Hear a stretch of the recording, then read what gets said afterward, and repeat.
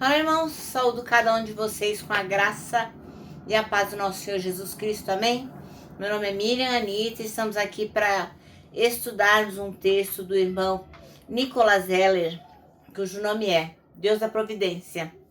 E ele escreveu esse texto para o Manancial, que é um livro publicado pela União Feminina Missionária Batista do Brasil, que oferece mensagens escritas através da palavra de Deus, que é a Bíblia, com o objetivo de inspirar, confortar, fortalecer e edificar espiritualmente a sua e a minha vida.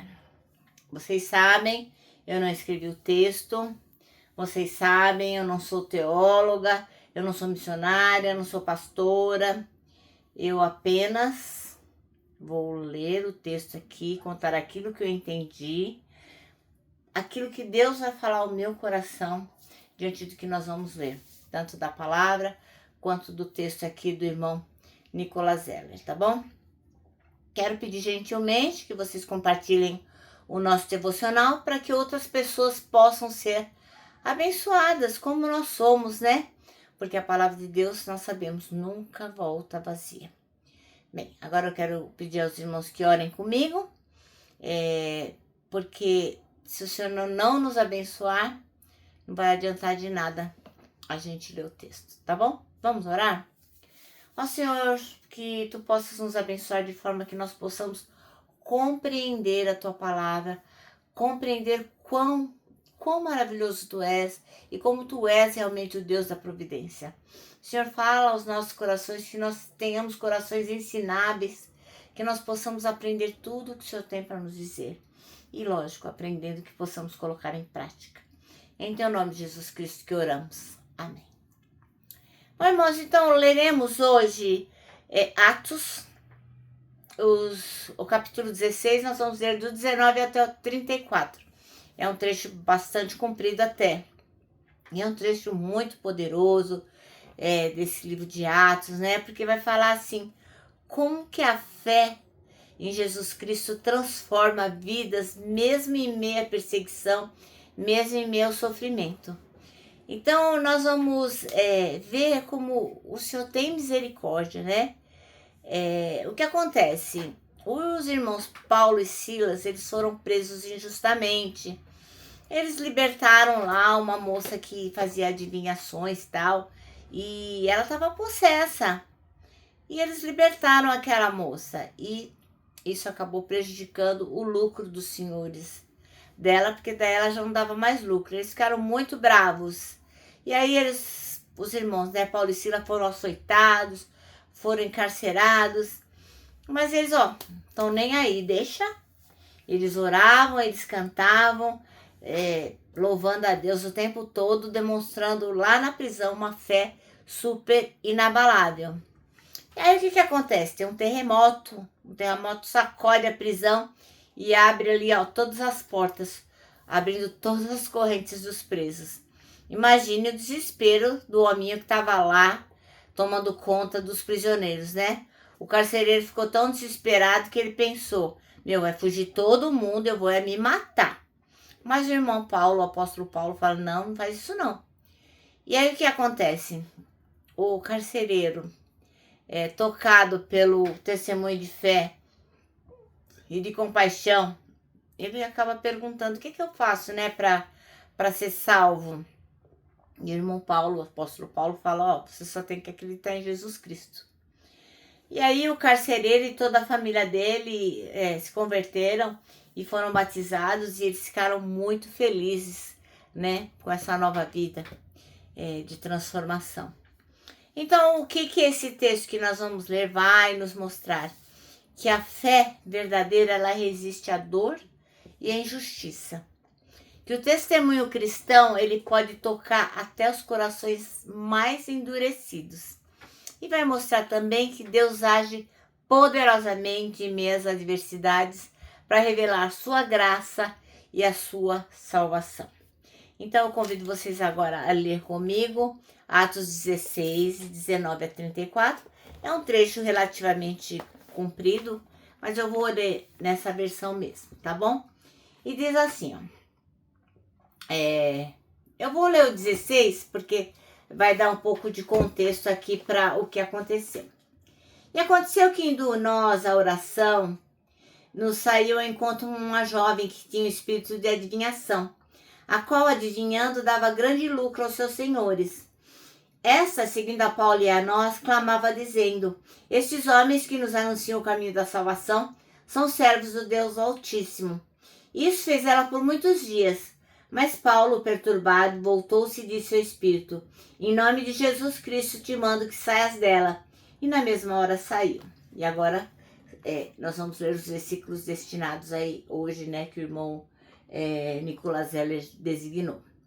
E vendo seus senhores que a esperança do seu lucro estava perdida, prenderam Paulo e Silas e os levaram à praça, à presença dos magistrados. E apresentando-os aos magistrados, disseram: estes homens, sendo judeus, perturbaram a nossa cidade e nos expõem costumes que não nos é lícito receber nem praticar, visto que somos romanos. E a multidão se levantou unida contra eles, e os magistrados, rasgando-lhes as vestes, mandaram açoitá-los com varas.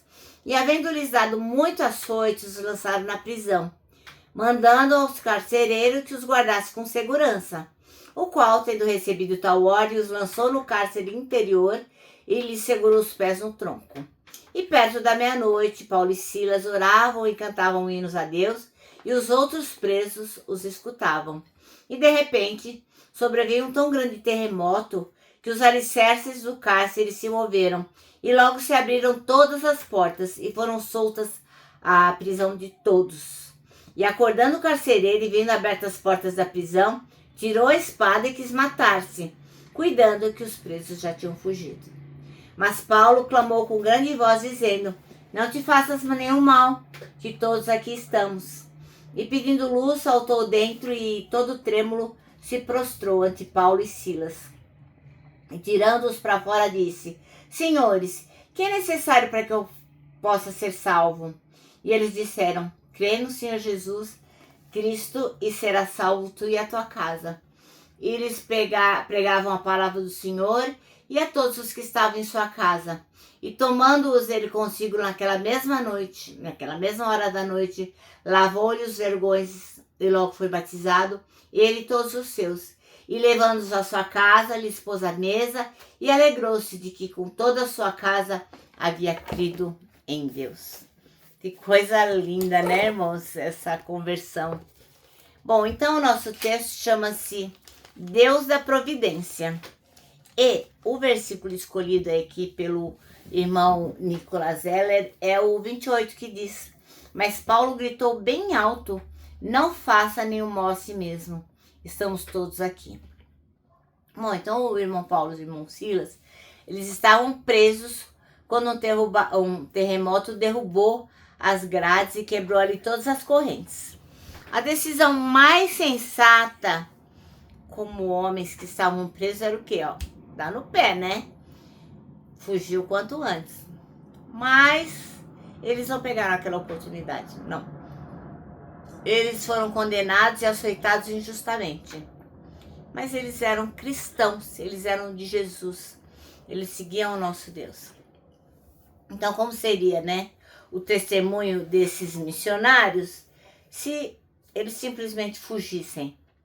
Fugindo, eles iam admitir o quê? Que eles eram culpados e eles estavam dando no pé. E ficando, eles deram oportunidade para que a coisa se resolvesse de acordo com a vontade de Deus. E o carcereiro? Ora, sendo cidadãos romanos, todo mundo naquela época sabia que a pena de fuga seria a morte do carcereiro. Então, naquela época já se sabia que se um cidadão romano fugisse, o carcereiro estava ferrado. E o que eles resolveram? Então, falaram: não, vamos ficar. Vamos ficar, porque senão o carcereiro vai se matar. E isso foi a decisão mais acertada que alguém poderia ter, né? Porque o que aconteceu? Eles decidiram ficar, eles impediram que ele se matasse e compartilharam do testemunho do que é servir a Jesus Cristo, né? De quem era nosso Deus. E o carcereiro, o que ele fez? Diante desse tão grande testemunho e de tão grande salvação, ele se rendeu. E ele também aceitou a Jesus.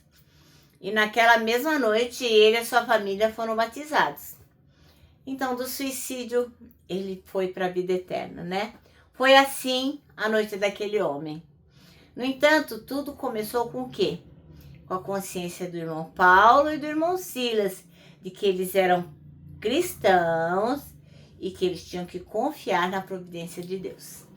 Às vezes a gente não consegue aquilo que a gente quer imediatamente, às vezes o que a gente procura está demorando para acontecer, às vezes a gente quer resolver de uma forma que Deus ainda não resolveu, e aí a gente acaba não confiando na providência divina e quer dar um jeitinho, né?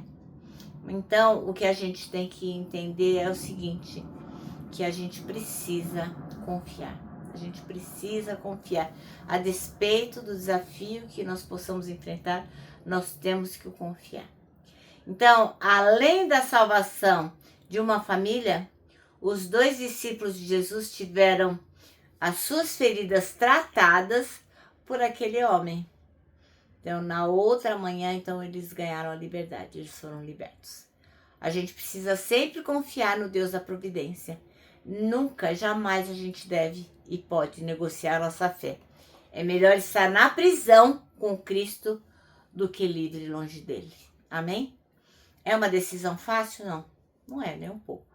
E quando a gente está diante do desafio, da dificuldade, muitas vezes nós nos esquecemos da importância dessa escolha, que é estar confiando sempre no nosso Deus. Bom, nosso manancial termina assim. É melhor estar na prisão com Cristo do que livre longe de Deus. Agora eu vou terminar deixando aqui meu abraço diário de urso. Lembrando que para nós que cremos que o nosso Deus é o Deus da providência, para nós o abraço da super mega, certo?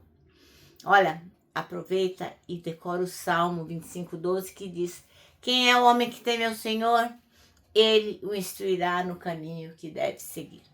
E agora eu vou terminar com a frase de A.W. Tozer, que diz o seguinte: tudo está errado até que Deus venha e conserte as coisas.